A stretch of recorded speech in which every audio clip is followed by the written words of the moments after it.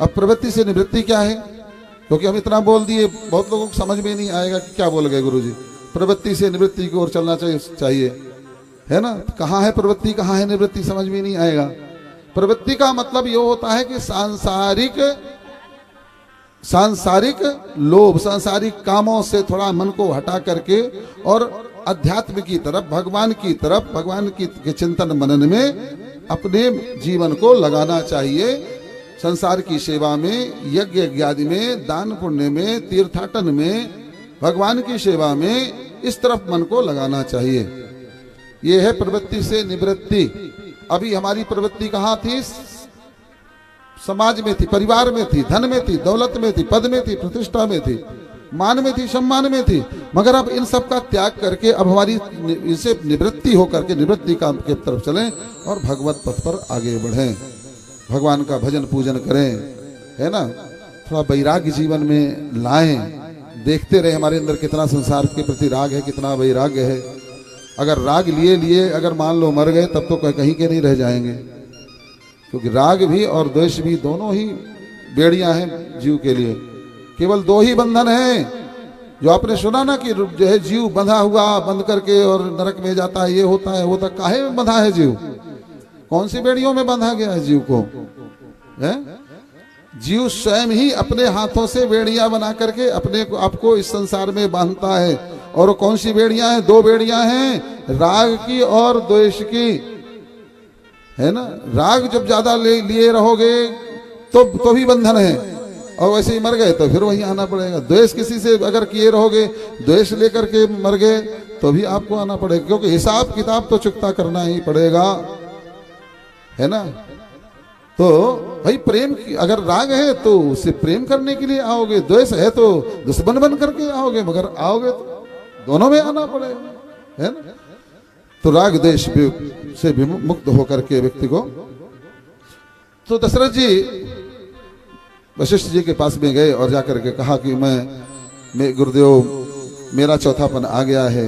श्रवण समीप भय सित केसा मन हो जरठपन अस उपदेशा। मैंने कल जब आईना लिया और लेकर के मैंने अपना चेहरा देखा तो मैंने देखा कि मेरे कानों के पास के बाल सफेद हो गए हैं, अर्थात मुझे प्रकृति कह रही है कि अब तेरा चौथापन आ गया है। और चौथेपन में व्यक्ति को चाहिए कि वह भगवान के भजन की तरफ, भगवान की तरफ अपने जीवन को भगवान के चरणों में सौंपे, और जो कुछ भी है वो अपने बच्चों को वह दे दे, है ना? बरबस राज सुत ही तब दीना, है ना?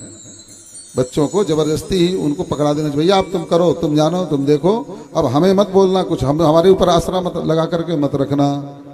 इतने दिनों तक पढ़ा दिया, लिखा दिया, शादी ब्याह कर दिए, सब कुछ कर दिया, अभी इसके बाद में अब हमारा दायित्व तो बिल्कुल अपने लिए है कि हम अपनी आत्मा के लिए करें, है ना? अपने लिए करें। जीवन भर अगर तुम्हारे लोग पीछे लगे रह जाएंगे तो हम अपने लिए कब करेंगे?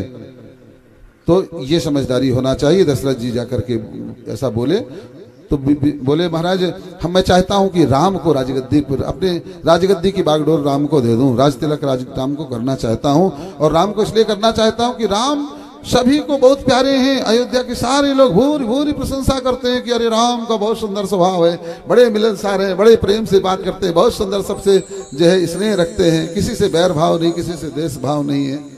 तो राम सबको प्यारे हैं और सबको जो है राम प्यारे हैं, है ना? राम सबको प्रेम करते हैं, सब राम को भी प्रेम करते हैं। तो मुझे लगता है कि राम को राजगद्दी सौंप देना चाहिए।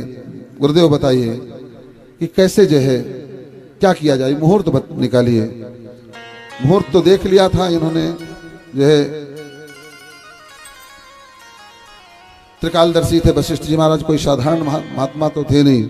उन्होंने देख लिया मगर कहा नहीं, मगर बोले क्या कि बेग विलंब न करिय नृप, बेग विलंब न करिय नृप, साजिए सबोई समाज, और सुदिन सुमंगल तब ही जब राम हो ही जुबराज। इशारे में कह दिया ना, ठीक है ठीक है, व्यक्ति को कर्म करना चाहिए, प्रयास करना चाहिए, अच्छा कार्य करने के लिए आगे बढ़ना चाहिए, मगर वो तो जब प्रारब्ध में होगा तभी होगा।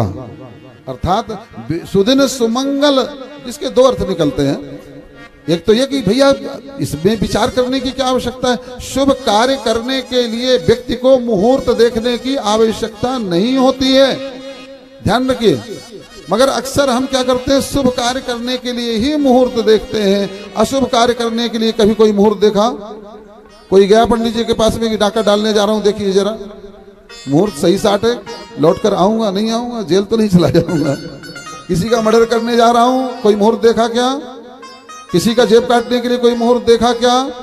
किसी प्रकार का भी गलत कार्य करने के पहले कोई मुहूर्त नहीं देखते। मगर जो अच्छा कार्य करने के लिए जाएंगे तो मुहूर्त देखते हैं। अरे अच्छा कार्य तो अपने आप में ही मुहूर्त होता है, शुभ कार्य तो अपने आप में मुहूर्त होता है।